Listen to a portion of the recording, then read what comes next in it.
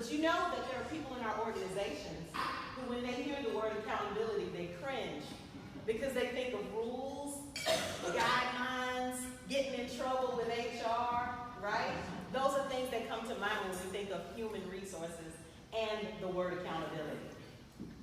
When we think of the word engagement, it certainly is a buzzword in our field of study, right? Engaging, employee engagement. How do we get people more engaged? What does it all mean anyway? How do we measure? How do we know if it's really working? Is it a pizza party? What works to get people engaged?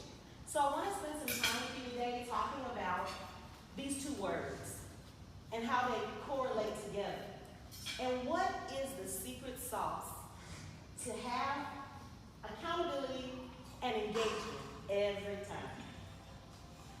A little bit about me first. I'll tell you what we're going to be talking about. Talk about me. I'm going to talk about humans, how far we've come. We've come a long way, baby. Then we're going to just spend a quick minute talking about engagement. Let's get engaged. And then the A word, accountability. Key ingredient and how those three things work together to form a three-stranded cord that cannot easily be broken. And then we'll come back to humans, okay? All right. A little bit about me. As you mentioned, I've got 5 beautiful children. These are my precious babies. And the lady that's looking surprised in the silly picture, that's my mom. Her name's Marie. She's a choir director at Selma University. So this is my family. I'm from Greensboro, Alabama. Anybody familiar with Greensboro?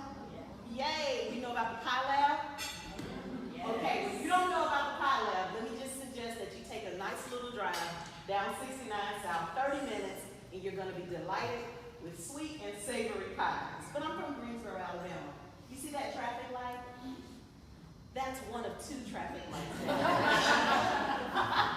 I just want to throw that out there. So this is my hometown. We are the catfish capital of Alabama. All right? And these lovely people, this couple, those are my grandparents, Lewis and Mildred Black. Lewis and Mildred were some extraordinary people. In our community, you might say that they were go-to people for just about everything. You see him holding up a piece of fabric and they're examining it. Well, my family owned a manufacturing business in Greensboro. They manufactured lingerie for JCPenney and for Vanity Fair for years. They used to be educators, but they stepped away from education during the civil rights movement because you can't really work for the state and argue with the state, so they made it. So what did my roots teach me? And how does it all tie in with this? I think it'll make sense soon. But my roots taught me about engagement because we had this open door policy. My grandmother had a glass screen door, and it was always unlocked, and it was always open. And there was always someone coming in and out of it asking for help with something. Whether it was write a business plan, or how do I deal with this teacher, or my kid needs help with homework, or can you teach piano lessons to my son? So there was this open door policy. So we learned a lot about engagement, partnership. Everything these 2 people did, they did together. And you see them riding down the street. This was before cars had consoles. When they would ride down the street, you'd see 2 people sitting together on the front seat, together.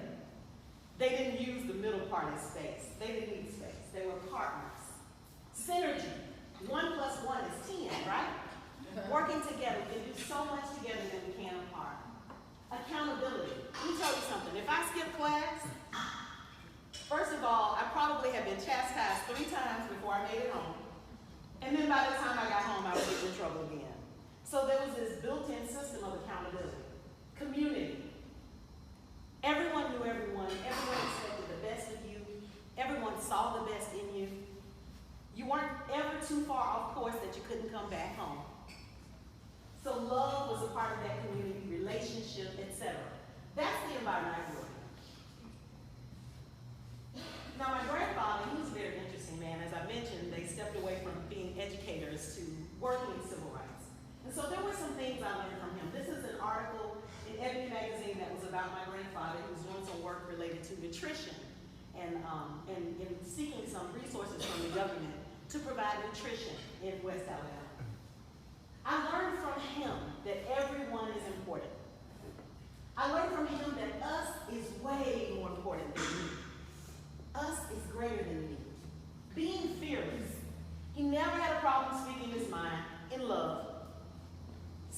straight, doing what was right, building valuable relationships. When I would bring people from the University of Alabama, no matter where they were from, and I mean literally no matter where they were from, when I bring them to my grandparents' house, he would sit there and he would perform social networking right before our eyes. He would say, "Who your folks?" And then they go on rattling who their folks were. And then he'd say, "Now where are you from? What's your family's name?" And within, no kidding you guys, within 10 minutes, my grandfather had identified someone that he knew through those individuals. So he knew about social networking before there was a social network. Using your gifts. Using your gifts to make the world a better place. And even in our jobs every day, we have that opportunity. We all have that opportunity. So about these humans, all of us wake up in the morning, right, and we put on our clothes and we step out of the door. If you really think about it, 99.9% of us want the same things. We want to know that the work that we're doing matters. We're doing it for people that we love, right? We want to make a good living. We want to be able to bring home the bacon and fry it in the pan, right? We want to enjoy time off. We don't want to be up in the middle of the night worried about work. We want to know what's expected of us. We want to know if we're doing a good job. We want to know if we're not meeting expectations. We all want the same things. Us humans aren't that hard to figure out, are we? Think about labor law. How many people took one of the, the HRCI exam? You had to study all those labor laws? We have come such a long way as a country, haven't we? Think about where we came from. Industrial Revolution. We came from a place where it was all about production, and that's all it was. Don't care if you're 5 years old, 6 years old, 10 years old. You see the guy eating the little girl? That was a representation of the Industrial Revolution. There were some people who worked for no pay. So, we've come such a long way. We have unions now, we have minimum wage, we've got all these great things going on. Somehow, we moved away from production and the finished product to the people. So our focus has shifted, hasn't it? Quantum leap, away from what we're producing to who's producing it, and how can we make them more fulfilled. Now we're worried about retention. This is a great time to be an employee, because you can go many, many places to work. You have options. So a part of what we are concerned about as HR professionals is accountability and engagement. And how do we make it work? How do we get our leaders to engage in such a way that people really want to stay and be a part of those teams? How do we hold people accountable? How do we set standards in our organizations that everyone understands and appreciates and values? We've come such a long way. But where we are today is we're at this point of tension between engagement and accountability. It almost seems as if the two could potentially be working against one another. I just had a conversation with a leader, a senior leader in our organization, just a few minutes before I drove over. And it was exactly this conversation. A key leader, how do I handle the accountability and not lose the person? It's a delicate walk. So we talked about it. And I'm going to talk to you about it as I go through this presentation. And to be honest with you, before this very moment, I had no idea how relevant that conversation was. Kind of glad I took the call. So let's get engaged. What is engagement anyway? When you think of engagement, it's love for work, willingness to stick around and be a part of the team, putting forth that discretionary effort. I'm not going to just do what you expect. Let me give it a little more because I care, right? Employee engagement, in a word, is motivation. Each of us probably has a vendor that we work with to do surveys around engagement, and they're all pretty much trying to get at the same thing. How motivated are you here? How motivated are you when you are working here? I took a look at the 2017 State of American Workforce report from Gallup, and their CEO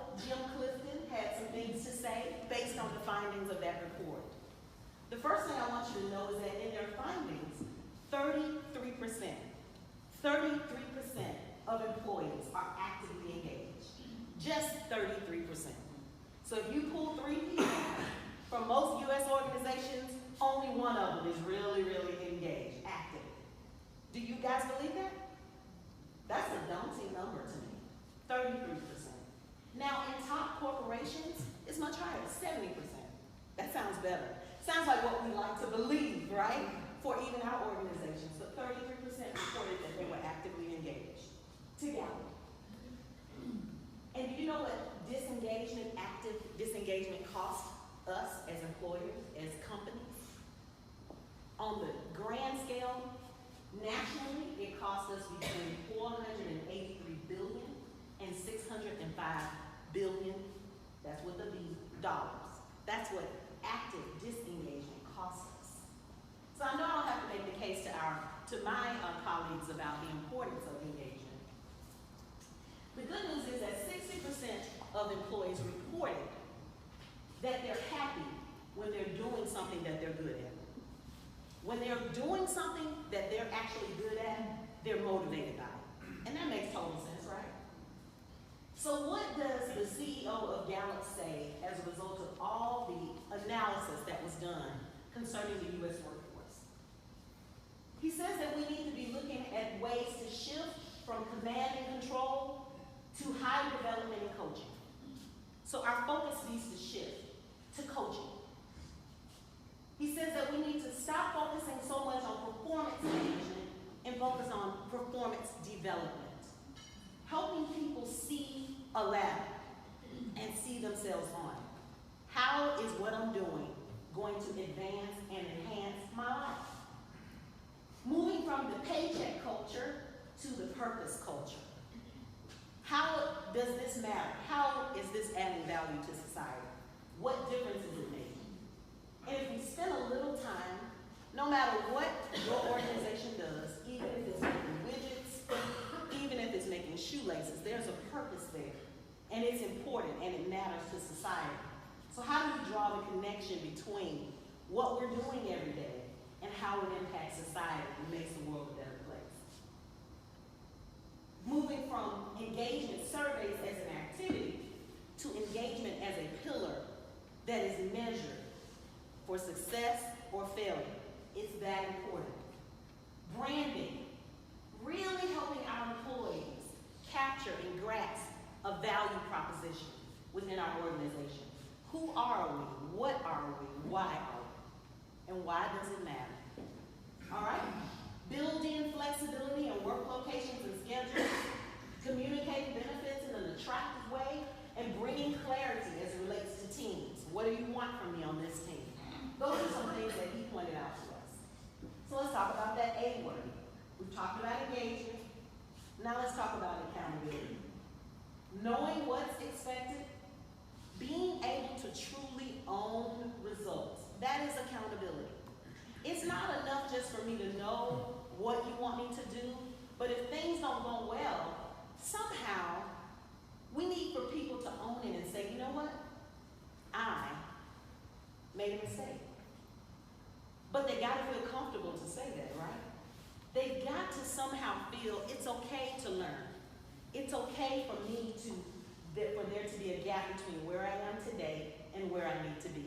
Or I recognize that where I am and where I need to be, there is a gap, but I'm on the other side of the gap. I've grown.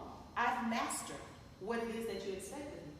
So accountability is not just on the deficit side, it's also as it relates to excellence and mastery and being able to recognize that. Accountability is positive and constructive. Dealing with consequences. So sometimes consequences have to be a part of the process, don't they? Dealing with it and not being afraid of it. Using it as a teachable moment, using it as a growth opportunity. That's what accountability is. So some advice about accountability. We got to start rallying the troops and describing success. We got to describe success in such a vivid picture that people have it in their minds and they know the difference between winning and not winning. I'm careful not to say losing, but winning and not winning. They've got to understand what success looks like and march to a cadence. There's got to be some regular scheduled review of where we are. Dashboards are awesome. So are huddles. Any form of communication that's regular and scheduled and that is focused on where we are as it relates to success. Marching to the cadence. Results are far better than rules. Here's the thing. I can tell someone, tie your left shoe first, then tie your right shoe. And they could do it just because I asked them to. But if I told them that tying the left shoe is important first, because we're moving in sync, and if you tie yours and I tie mine, then we're all tying the left shoe together, and we need to be in sync because we're standing on a stage and we're performing in front of people and they're all watching us tie our shoes. Now you can appreciate that there's a bigger purpose as to why you want me to do this. The result has to be what we focus on. The result has to be what we speak from. We can't just speak to rules. And if our language is rule-oriented, it turns people off and they never get the heart conversion that's needed in order to be able to do things to drive results on their own. So rules, not so good. Results, much, much better. Here is a phrase that I want you to take back with you to your organization. And I want you to encourage your leaders to use this phrase. The phrase is, what do you need in order to get it done? So many times as leaders, and especially as HR, we become rescuers, don't we? We're expected to have all the answers. We're supposed to know a little bit of everything about everything. But what happens when you don't? Or what happens when the culture forms itself around leaders and human resources having all the answers all the time? Are people growing? Are they developing? Are they developing critical thinking skills that can enhance the performance of the organization? So we've got to flip the triangle around from being top down to being bottom up. And it starts by asking people this question: what do you need in order to get it done? Or another way to say it is, what do you think we should do? And then after you say it, be quiet and listen. It's going to give you insight about how developed that individual is. And it's going to open the door for a learning opportunity. Gone are the days of having all the answers. There's nothing magnificent about knowing everything and being the only one that knows. It's time for us to move into the development of others. And HR has to become a conduit of development of others. So what's the phrase we're going to say? Let's say it together. What do you need in order to get it done? That sounds good. Embrace the bad things. I know that sounds weird, but everything that happens that's bad in your organization, it's awesome. Doesn't feel that way every time. It's so awesome. Listen, when bad things happen, that is so good. You know why? Because you have a golden opportunity to learn. It is so good when bad things happen. It is so wonderful. In my organization, my department is responsible for employee relations. So I have HR consultants that report to me, and they help leaders navigate complex employment decisions. That's what they do. We have almost 5,000 employees. There's a team of 3 of them, and they stay really, really busy. Because you guys know, people are people, right? Humans are humans. So sometimes we get into things. Yeah, but when bad things happen, it's so good. If you capitalize on those opportunities and don't try so hard to run away from them, or say, man, I'm glad that's over. If you take a moment and dissect it and look at it systemically and try to figure out what are my moments out of this, what is my communication opportunity, what is my policy opportunity, what is my training opportunity. Oh, bad things are so good. My best stuff comes out of bad things. And I want to encourage you to let it be yours as well. Talking about accountability, remember, influence is better than control. What does that mean? Like I said, rules, everybody, you're going to have rules, okay? But remember this, you really can't control anybody. The only person that you can control, sir or ma'am, is who? Everybody else, if we're honored enough, we get to influence, right? So influence is your best bet. That's your best outcome in relationships, is influence.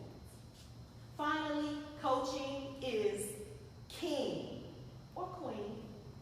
Coaching is everything. Every moment is an opportunity to coach. If I had enough time, I'd pull out a Nick Saban video, but I don't. But let me tell you something, coaching has to be a way of life. It has to be a language, it has to be a flow, it is everything. Coaching has to be what we're doing at all times. Because after all, when we're at work, we're there for the work. It's all about the work, isn't it? Blake Mouton managerial grid, is everybody familiar with this? Some of you are, I'm sure. It's an HR thing, okay? I'm not going to spend a lot of time. But I just want to remind you that there is a relationship between engagement and accountability. He calls it concern for people and concern for results. And on the extremes, you can go from being impoverished as a leader, you can be a country club leader where everybody's happy but nobody's getting any work done, right? You can be a producer parish person where everybody's burned out and they want to get the heck out of Dodge. Or you can be a leader that cultivates team management. And that's where you've got that high engagement and that high accountability. And I've been doing all this talking and saying all these things, but we still haven't talked about that key ingredient, have we? What is it? And how do I get there? The key ingredient is trust. It's trust, it's trust, it's trust. So when we talk about trust, what is it anyway? And how do I attain it? Frances Frey, she's a Harvard Business School professor, and she says that trust is a factor of three things: authenticity, logic, and empathy. Authenticity. I truly believe that you are presenting to me your true self. I don't think that you're faking the funk. I think that you really are who you're showing me that you are. And to the degree that I believe that, I start to develop a sense of trust. Do we agree with that? Logic. Now this one's important. It is the quality of thoughts in communication. So if someone, even though they're authentic, if they're talking and it's a little you're gonna not develop a strong sense of trust. Agree? If their speech or the things they say in their communication, or if they take you on a journey in their logic and the syntax is not working out for you, it's going to diminish your level of trust for that individual. Finally, empathy. Do you really care about me? Do you really care about me? Do you have a degree of concern about my well-being?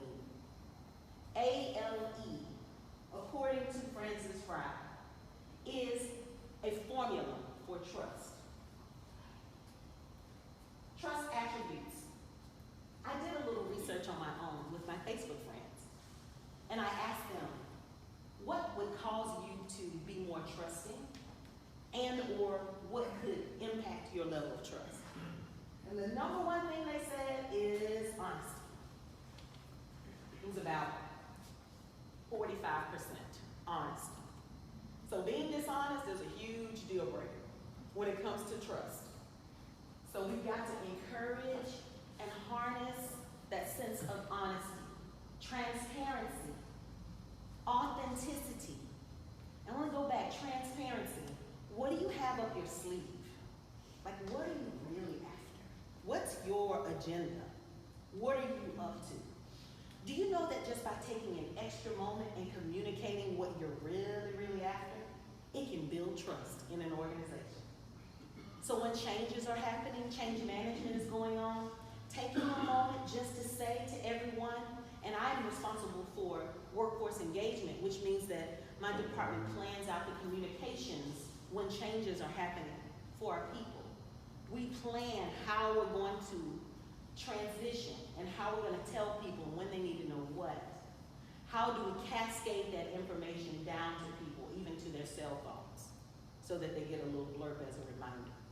So you got to think about that transparency thing, because the more that things are changing around people's heads and no one said anything, it's going to diminish that sense of trust. So transparency, communication is everything. Authenticity, keeping our word, that's different than honesty, because now we're getting into commitment. And when we make that commitment, we keep that commitment. It goes a long way in building up that trust bank account. Consistency. I saw you do this yesterday, and now you're doing this today, and then tomorrow you're going to do something different. Okay, wait a minute, my trust is not there. Trust and consistency go hand in hand. Gracious. As I said earlier, being able to accept that people will make mistakes and being able to even own our own mistakes, it goes a long way with people. I will tell you a story. When I first moved to Alabama, I had just finished my executive MBA, and boy, I was just the smartest thing on the block. So I thought. And so I approached people and relationships out of that place. And it took me, I've been here 8 years now. Somewhere around year 3, I realized that how I was doing life did not work. And how I was doing myself in my relationships, it didn't work. I realized that it was okay to just be me. It was safe. And anyone who couldn't handle me, they would have to adjust. Because me is good, and you is good. I'm not saying that out of a place of grammatical error. But what I'm saying is what you have and what you bring is good stuff. And it's okay. It's not unsafe to be you. Because nobody can beat you at it. Concern. Do you really care? If someone dies, do you care? If I'm sick, do you care? If I'm unhappy, do you care? If I'm afraid, do you care? Concern. It goes a long way with the trust factor. Franklin Covey says that trust is both a noun and a verb, and can have several meanings. But the definition they give is confidence born of character, and the competence of a person or organization. And the opposite of trust is suspicion. So what's at the root of suspicion anyway? I think fear. Suspicion is rooted in fear. So when you get time, not today, not during our luncheon, but take a moment this weekend, and I want you to ask yourself, what am I afraid of? And I want you to write it down, and I want you to flesh it all the way out. I want you to flesh it out even if it means you're living in a box on the street. If it takes you to that crazy place. What am I afraid of? Don't try to tackle everything at once. Just ask yourself, for one thing, what am I afraid of? And see where it takes you. And then I want you to step back and I want you to look at it and realize how absolutely ridiculous it is. So trust has many different levels. There are dimensions of trust. There is the trust that we have for a higher being. God, Jesus, Yahweh, whatever you call him. Okay? There's the trust we have in God. That trust releases us from worrying that the universe is going to cave in on us and suck us up. Right? Trust in yourself. What conversations are you having with yourself individually? And how do they sound? What does that soundtrack sound like? Do you trust yourself? Trust in others, in your relationships. How is that trust done? How is that bank account working? Where does it need work? Only you can answer that question. But the trust of your life is at stake. So I would encourage us all to be at work. and I did say us, to do that work. And then trust in society as a whole. Did you know that there are some people who are so incredibly pessimistic that they believe that everything and everybody is bad, bad, bad? Man, you know that's not true. We know that's not true. But what does their trust bank account look like? It's bankrupt. So we gotta have a healthy sense of trust. And remember, it's a verb and a noun. So we've got to extend it to other people. Now, I'm not saying be unwise. Trust is earned. That's okay. It's okay to earn it. But don't withhold it unnecessarily and unfairly. And most of all, trust yourself. And be trustworthy for yourself. So, Chi Huang is the CEO of Boxed. And he started this company in his garage. He had a computer and he had an idea. And the idea was, how do we get high volume bulk items to people from their computer order to their door? And so he starts the company and he does everything in the company. He does everything. He's the engineer, he's the planner, he's the analyst, he's the web designer, he does it all. And soon it grows and he no longer needs to do those things, he's doing something else. So soon it grows some more, before you know it, he's the CEO. Now he's not responsible for doing any of those things. And it drives him nuts. He found himself, as he said in his TED Talk, Confessions of a Recovering Micromanager. I thought, oh my God, where's micromanager? Recovering micromanager. He said that he found himself even approving memos, fonts, what font needs to be on the memo. You should look it up, it's pretty interesting. But it boiled down to trust. And his quote here is that there is only one solution to micromanagement, and that is what? Trust. Trust. The currency of the new economy is trust, says Rachel Botsman. She is a trust expert and a world-renowned author, trust and technology expert. So we've got all these transactions happening out in the cyber universe, right? We've got Bitcoin, which seems to have diminished some, but I want you to look up and become aware of blockchain technology, because blockchain technology will enable all people who participate to see all transactions at the same time. So you will literally be able to trace your dollar for dollar as it transitions through the economy. There will be an open ledger. So if I'm doing business with you, I can see all your stuff, you can see all my stuff, but it creates a sense of trust where there might not be any. So if I want to play and I want to do business, I can see what's really going on. And I don't have to have blind trust. Blockchain technology is creating a world and infrastructure where technology enables trust with perfect strangers. Pretty cool stuff. So there's a three-stranded cord, I believe. My posit for you today is that there is a three-stranded cord that cannot easily be broken. And it is trust, accountability, and engagement. Now there may be times where trust will suffer. There may be times when accountability will suffer. There may be times when engagement will suffer. But remember, you'll always have the other two there to strengthen the cord. The three-stranded cord is trust, accountability, and engagement. Back to humans. Did you know that in an average human life, the heart will beat 31 billion times approximately? 31 billion with a B.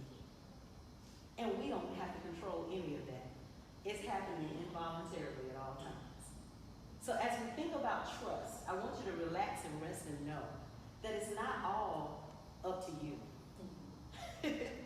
Do your part, relax, trust, engage, be accountable, hold accountable, and enjoy the ride.